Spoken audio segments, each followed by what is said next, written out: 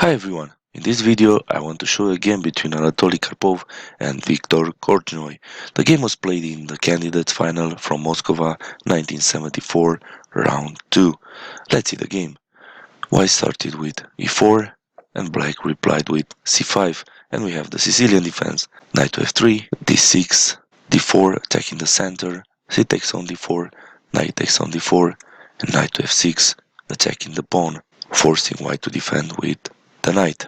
If black continues with something else beside knight to f3, for example g6, white can play c4 and we would have the Maroczy bind. So in the game knight to c3, defending, g6, and we have the dragon variation of the Sicilian, bishop to e3, and here black cannot play knight to g4, attacking the bishop, because he's losing the knight. After knight to g4, we have bishop to b5, check. If black blocks the check with the bishop, white can take the knight with the queen. The bishop cannot take the queen because it's pinned. In the game, after bishop to e3, we have bishop to g7, preparing short castle, f3, controlling g4 square, knight to c6, developing toward the center, queen to d2, preparing long castle, black king is safe. Here there are two main lines, long castle or bishop to c4. If white plays long castle, black will reply with d5.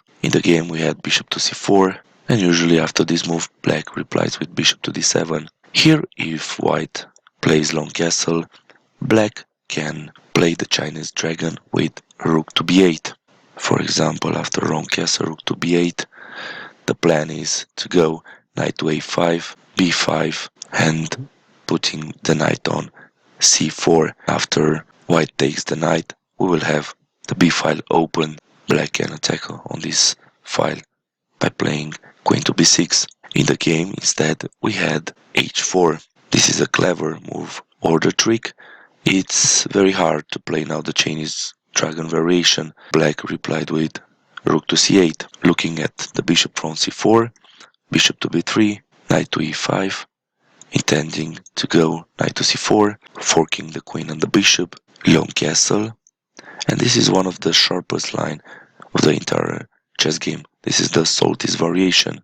Black continued with knight to c4. Better was to play h5, stopping any h5 from white. After this move, white takes, black recaptures, and h5. White is sacrificing a pawn in order to open the h file. Black takes, g4, attacking the knight, knight to f6. If white continues with the usual move bishop to h6, black can take, and after the queen recaptures, black sacrifices the exchange on c3. That's why in the game white played knight d to e2, prophylactic move. The purpose is to defend the knight from c3, from any sacrifices on this square. Also, the knight can jump to g3 or f4 in the future. Queen to a5, coming closer to black king. Another way was to play rook to e8, preparing to meet bishop to h6 with bishop to h8. Bishop to a6, bishop takes, queen takes. In our games, we have to avoid this position for black, because white attack is quicker than black. The threat is knight to d5, attacking the knight from f6, and white can deliver mate on h7. Black continue with rook f to c8, bringing another piece into the game, preventing the knight jump. If the knight jumps to d5, he will take on c2. In some lines, black can double sacrifice the rook on c3.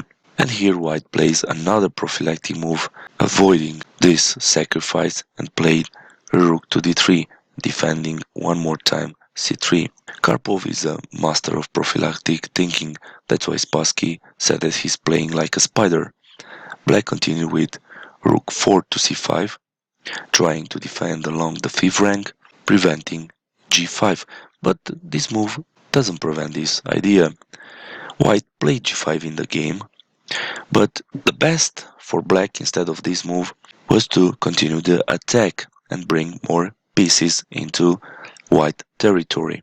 An alternative was to bring the bishop to a4. For example, after bishop to a4, If white continues with g5, the knight can go to h5, knight to f4, attacking the knight, but here black can sacrifice on c3. After b takes on c3, rook takes on c3, knight takes on h5, g takes on h5, queen takes on h5, and the rook takes on c2.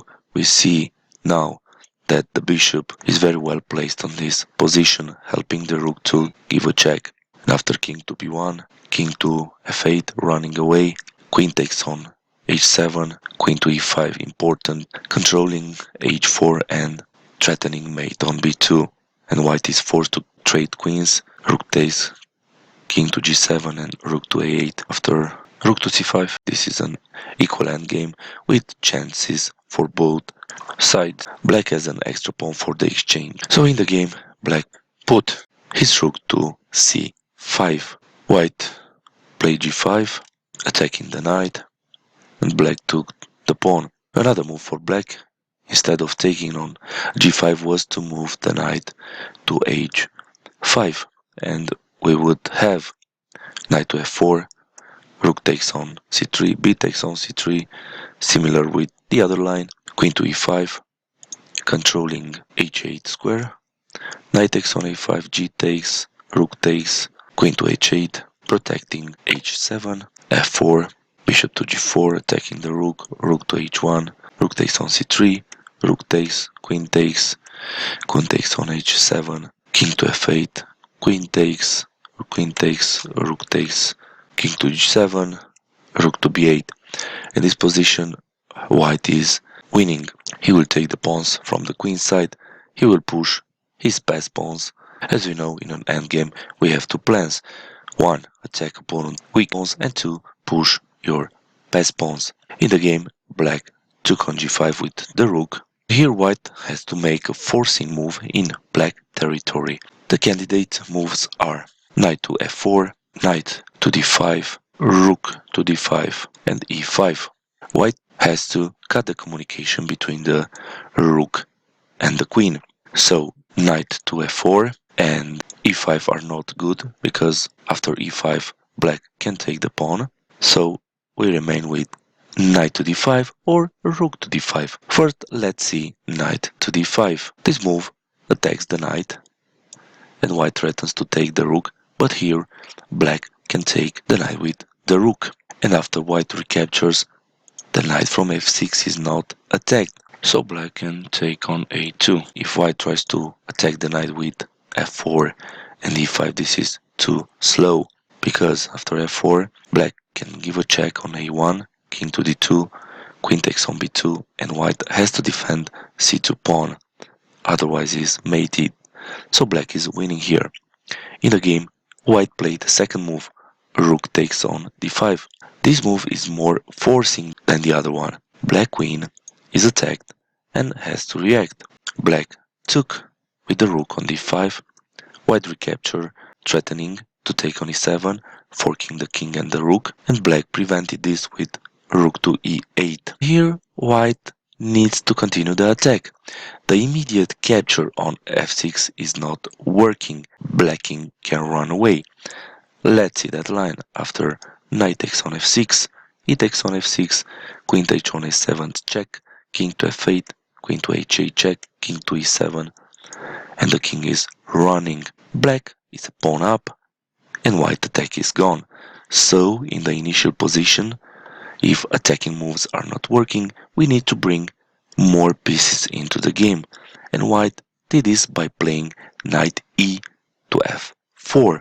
Black played bishop to c6, attacking the knight, and white needs to attack. We need to look into opponent half of the board and push pieces and pawns forward. Candidate move are knight takes on f6, knight takes on g6, knight to e6, and e5. We can see that knight takes on g6 and knight to e6 are not good because are dropping a piece. That's why the two candidates move are knight to d5 and e5. First, let's see what happens if white takes on f6. We would have e takes on f6, if white takes on h7, black king runs away as in the other line, and if white tries to play knight to h5, threatening mate on g7. Black can play queen to g5, giving a check and forcing the queen exchange. So in the game, white played e5. The knight is attacked, and if he runs with the knight to h5, knight takes on h5, g takes, rook to g1 check, king to h8 and queen to g7, black is mated. So in the game, black took the knight with the bishop, white captured the knight, threatening mate on g7, so it takes on f6. White has two attacking moves in black territory to take on h7 or to take on d5. Taking on e5 is a big blunder, and white gets mated after knight takes on d5. Black can play rook to e1 check, rook takes, and queen takes on e1 mate. So in the game, white took with the queen on h7, king to f8, queen to h8 check, and after this move, black resigned. He saw that he's losing the rook in this variation. For example, after king to e7, now the rook is no longer looking at e1 square, and here white can take the bishop with check, queen takes, and rook to e1 check, king to d7, queen takes on e8, and white is a rook up. So this was the game between Anatoly Karpov and Viktor Korchnoi. In the end, Karpov won the tournament with 12 points and a half out of 24, and Korchnoi finished with 11 points and a half. I hope you found this video useful. Please watch other games from my channel and leave some comments and suggestions in the comments section. See you next time. Bye.